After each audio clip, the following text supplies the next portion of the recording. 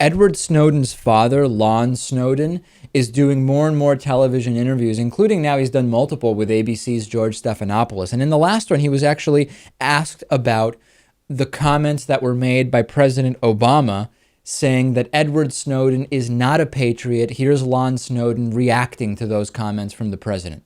But in terms of him characterizing my son as a patriot, or others like Peter King, who characterizes him as a traitor, what I would say is that my son has spoken the truth. He has sacrificed more than either the President of the United States or Peter King have ever in their political careers or their American lives. So how they choose to characterize him really doesn't carry much weight with me. You say you're not. I think that it is factually true, Lewis, that Edward Snowden did sacrifice a lot to reveal the NSA-related information that he revealed. The question is to what end? And the question is, was that information really that shocking? That's a question I've asked all along.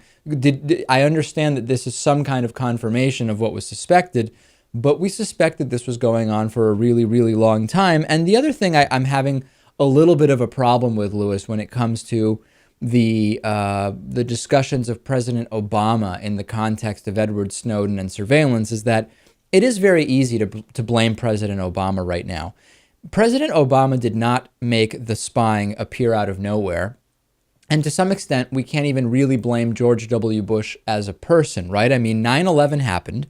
Laws were passed. There was this kind of rush to the understandable reaction from people to what happened on 9/11. I mean, hell, we went into war against a country that didn't even have anything to do with 9/11 as a result of 9/11. The fact that a bunch of surveillance stuff was passed in the wake of 9/11 is not really that surprising, is it?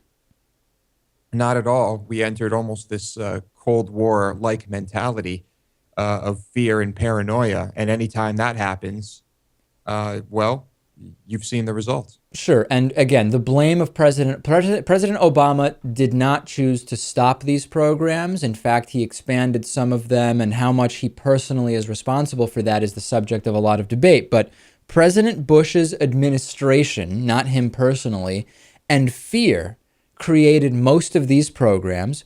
Congress voted for them. And now they continue under President Obama. So some people would actually argue, Lewis, and I think it's an interesting conversation.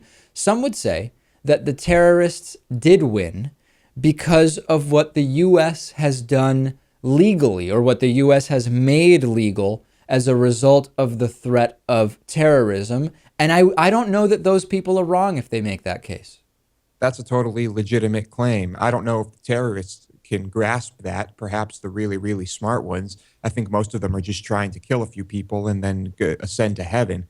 But you could argue that, yeah, our lives have been incredibly complicated, slowed down, impeded, and inconvenienced because of all of these laws.